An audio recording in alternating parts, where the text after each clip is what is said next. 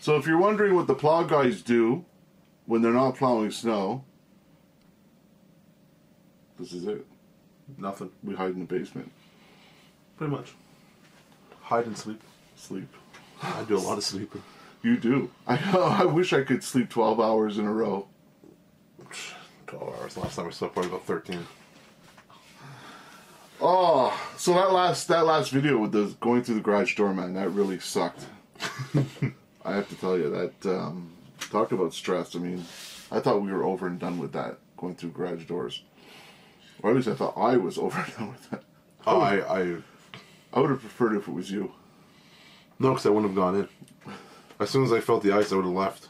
Yeah, but I didn't stop. I slid and I just wasn't stopping. It just kept going, you know. You even see me, I'm switching it into reverse, you know. Yeah.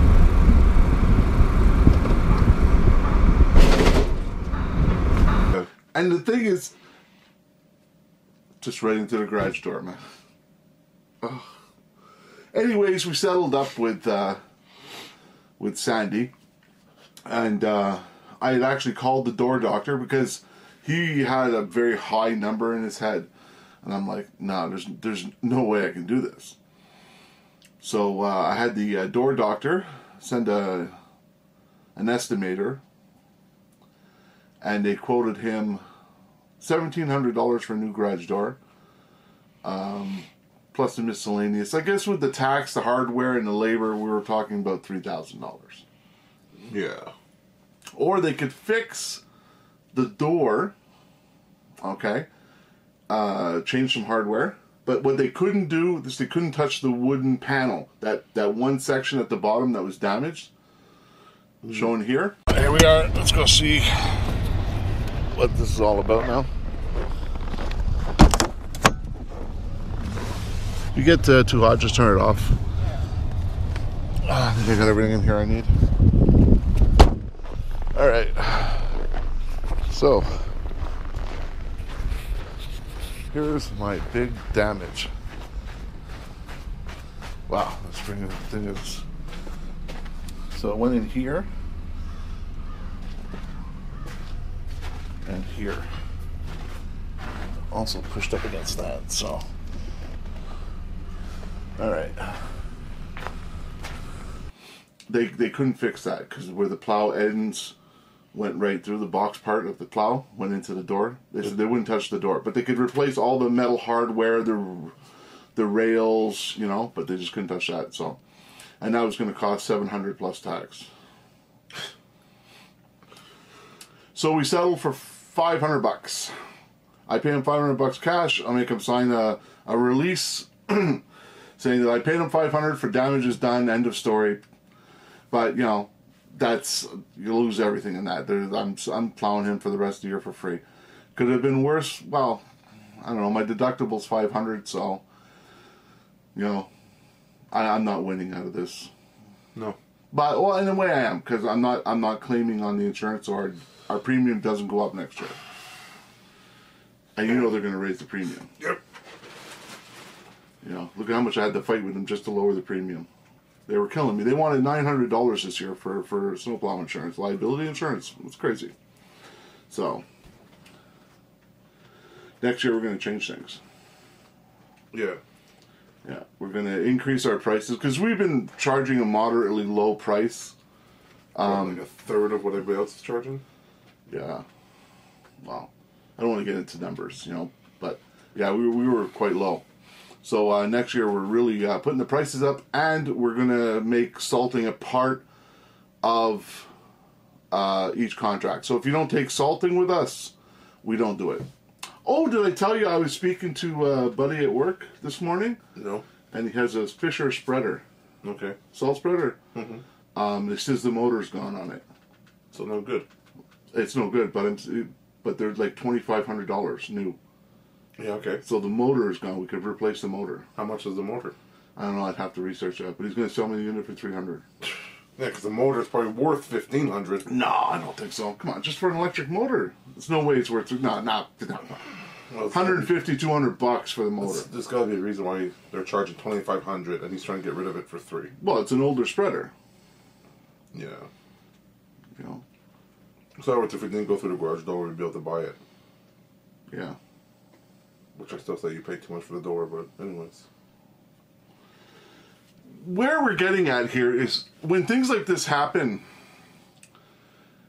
there's always two sides. Okay, there's the customer side. He feels he should get what, he sees me, that he sees on his side that I went through his garage door and I should repair it.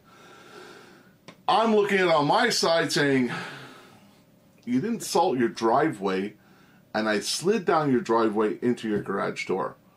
Which says on our contract, if you do not salt, well, it doesn't exactly say that. What it says is that you're responsible for salting. They're responsible for de-icing. Yeah. And we do not provide salt. Okay? To lessen liability for personal injury.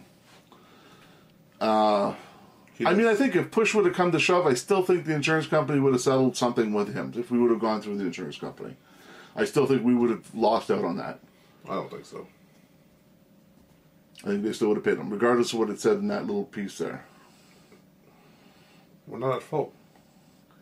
They're responsible for de-icing. The driver was not de-iced. It was a sheet of ice. It was slippery, yes. I mean, the guy is good. The guy is a really nice guy, and I'm a sucker. I really am. I got sucker written all, and he'll agree. I'm just a big sucker. I can't. I find it so hard. That's why I tell him, well, you go get the contracts. I'll sit back, and when something happens, I'll call you. Say, hey, boss, come deal with this, and he'll. I'm a sucker. Because at most, I would have gone 50-50 with him. 350 each side, pays for that door.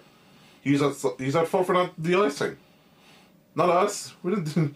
Our contract says we remove snow removal, not snow, ice, and whatever removal. No. At most, I would have done 50-50. He's at fault for not de-icing. I guess we're at fault for not noticing that the driveway was a sheet of ice underneath all that snow. Probably what we should have done is done it halfway. Yeah. Salted, and come back later. Learning experiences, learning curves. I mean, the first door I went through was completely my fault. I forgot to put it into reverse.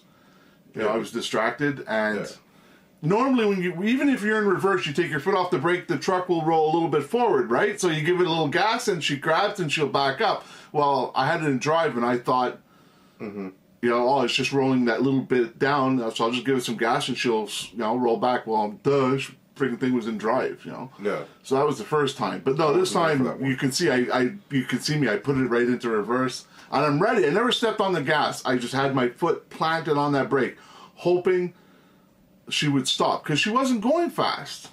No. I was outside directing traffic, so I didn't really have a camera on me. Which kind of sucks. I would like that. I would like to have the camera.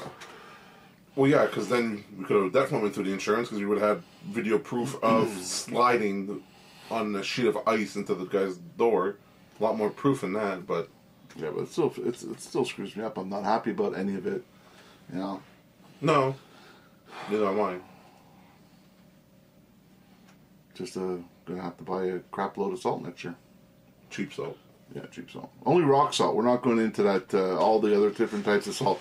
Normally, I went out and I bought, because it was really cold. I mean, we've all experienced in the Northeast that really cold spell we had where it went down to like -10, -13 Fahrenheit, -30 Celsius or whatever it was.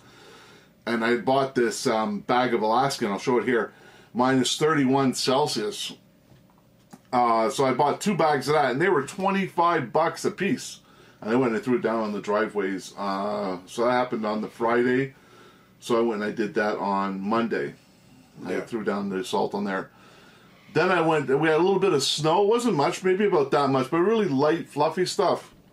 So I had to go back and I wanted to see Sandy on Tuesday? No, Wednesday. It was Wednesday. It was my day off. Went back, talked to him, made the appointment for the door doctor to come. And sure enough, nobody put salt down. I couldn't believe it. Nobody put fucking salt down. Whoops, sorry. Nobody put salt down. I couldn't believe it. So I had bought the cheap salt, the rock salt. The $6.85 bags. I think it was 22-pound bags. Did you say it was 40? And the other one that was 25 was 22 pounds? maybe it was.